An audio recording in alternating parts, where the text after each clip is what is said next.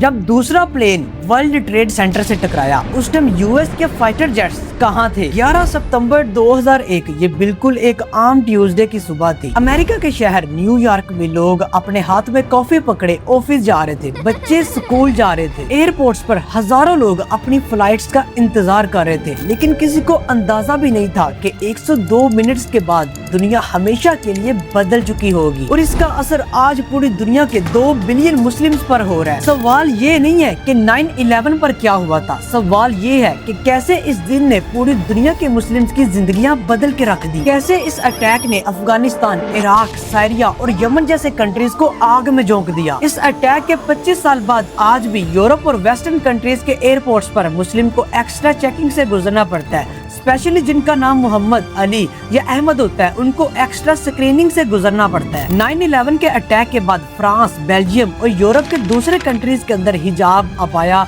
और निकाब को बैन कर दिया गया था। और कैसे इस अटैक के बाद पूरी दुनिया में इस्लाम तेजी से फैलना शुरू हो गया, जानते हैं इस वीडियो में।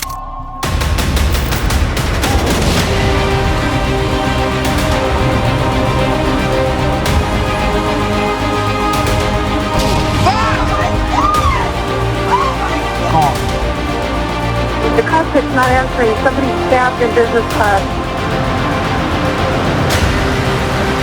Good evening. Tonight, I can report to the American people and to the world that the United States has conducted an operation that killed Osama bin Laden, the leader of Al-Qaeda. Osama bin Laden. Osama bin Laden. Osama bin Laden has been killed. America's #1 public enemy was dead.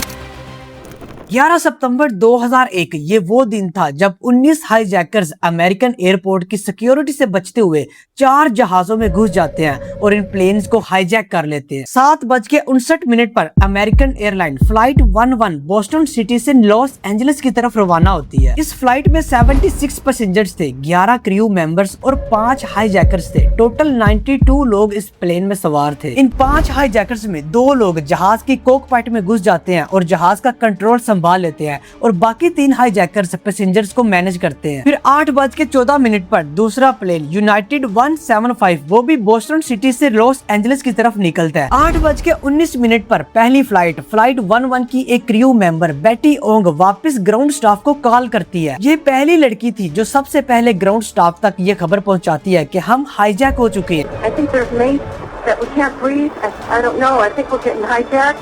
इस flight में 5 hijackers होती हैं और इनका ring leader होता है मोहम्मद अता, Egypt का रहने वाला। इसने पायलट की ट्रेनिंग पहले ही ले रखी होती है और ये जहाज को सीधा मोड़ता है वर्ल्ड ट्रेड सेंटर की तरफ। वर्ल्ड ट्रेड सेंटर की ये 2 बिल्डिंग्स उस टाइम दुनिया की सबसे बड़ी बिल्डिंग्स में शुमार होती थी और इनको अमेरिका की 2 रानियों का दर्जा दिया जाता था। और 8:40 पर फ्लाइट 11 नॉर्थ टावर से टकरा जाती है।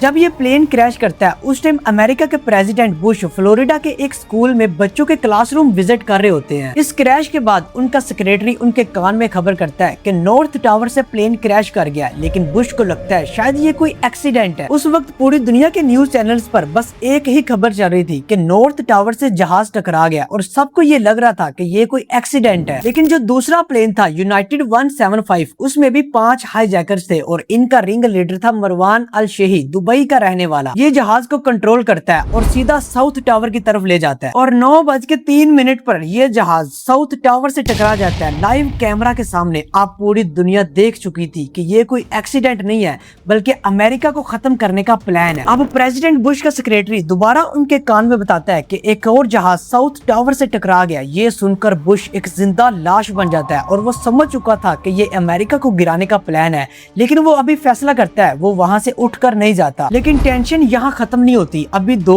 और जहाज थे जो हवा में थे और जिनको हाईजैक किया जा चुका था। अब एक सीक्रेट सर्विस ऑर्डर आता है अमेरिकन मिलिट्री को कि किसी भी कीमत पर व्हाइट हाउस को बचाया जाए। इसलिए अमेरिका के फाइटर जेट्स न्यूयॉर्क की तरफ उड़ते हैं उन 2 जहाजों को गिराने के लिए जो अभी हवा में थे। अब तीसरा जहाज अमेरिकन 77 जो वाशिंगटन से टेक ऑफ करके लॉस एंजलिस की तरफ आ रहा होता है और इसमें भी 5 हाईजैकर्स होते हैं और इनका लीडर होता है हनी हंजोर, सऊदी अरेबिया का रहने वाला। ये जहाज को कंट्रोल करता है। 9:37 पर यह जहाज अमेरिका की डिफेंस मिनिस्ट्री की हेडक्वार्टर पेंटागन से टकरा जाता है और फाइटर जेट्स अभी 150 मील दूर थे। अब तक 3 जहाजों को हाईजैक किया जा चुका होता है और पूरे अमेरिका के एयरपोर्ट्स पर फ्लाइट्स को टेक ऑफ करने से रोक दिया जाता है, लेकिन अभी भी एक जहाज हवा में था, यूनाइटेड 93, जो हाईजैक हो चुका था और उसमें 4 हाईजैकर्स थे और उनका रिंग लीडर था जियाद जर्राह, लिबनान का रहने वाला। अब इस जहाज के पैसेंजर्स को कॉल से पता चलता है कि बाकी जो जहाज थे वो टावर से टकराए गए हैं और इनको पता चल जाता है कि वो भी हाईजैक हो चुके हैं और 10:02 पर चौथा जहाज यूनाइटेड 93 पैसेंजर्स और हाईजैकर्स के कॉन्फ्लिक्ट की वजह से पेंसिल्वानिया के खाली खेतों में क्रैश हो जाता है और ये जहाज अपने असली टारगेट तक नहीं पहुंच पाता, लेकिन इस क्रैश के 2 मिनट पहले ही साउथ टावर गिर जाता है। इस टाइम पूरी दुनिया के न्यूज चैनल्स पर बस एक ही खबर चल रही होती है। लोगों को लग रहा होता है जैसे वो कोई डरावना ख्वाब देख रहे हैं और 10:28 पर नॉर्थ टावर भी गिर जाता है।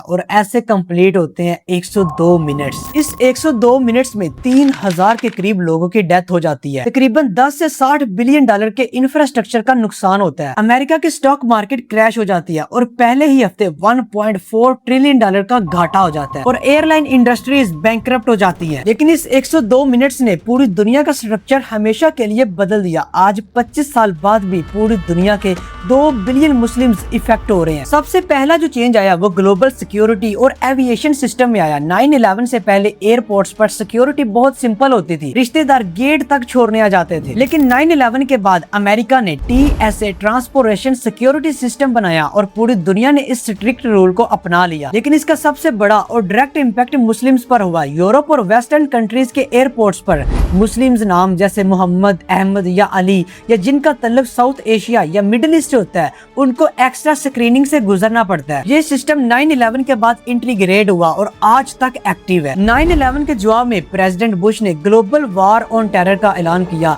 और इसका स्कोप सिर्फ ओसामा बिन लादेन या अल कायदा तक महदूद नहीं था, बल्कि इसने साउथ एशिया और मिडिल ईस्ट की पूरी जियोपॉलिटिकल सिस्टम को उलट पुलट कर दिया। ब्राउन यूनिवर्सिटी के वार प्रोजेक्ट के मुताबिक 9/11 के जवाब में अफगानिस्तान, इराक, सीरिया, यमन और पाकिस्तान में तकरीबन 9 लाख से ज्यादा लोग डायरेक्ट वायलेंस से मारे गए, जिसमें ज्यादातर मासूम लोग शामिल थे। इन जंगों की वजह से लगभग 3.7 करोड़ लोग बेघर हुए। ये वर्ल्ड वार 2 के बाद सबसे बड़ा डिस्प्लेसमेंट था। अमेरिका ने इन जंगों पर $8 ट्रिलियन से ज्यादा पैसा खर्च किया। इस जंग ने मल्टीपल मुस्लिम कंट्रीज के इंफ्रास्ट्रक्चर को कम्प्लीटली डिस्ट्रॉय कर दिया, जिसके असरात आज भी नजर आते हैं गजा, यमन, सीरिया जैसे कंट्रीज में। वहाँ के लोग गुर्बत और इंस्टेबिलिटी में रह रहे हैं। 9/11 का तीसरा सबसे बड़ा इम्पैक्ट पड़ा इस्लामोफोबिया पर। 9/11 से पहले इस्लामोफोबिया का लफ्ज मीडिया में इतना ज्यादा यूज नहीं था होता, लेकिन 9/11 के बाद मीडिया हाउस ने मुस्लिम और टेररिस्ट का लफ्ज इतना ज्यादा लिंक किया कि एक आम मुस्लिम की पहचान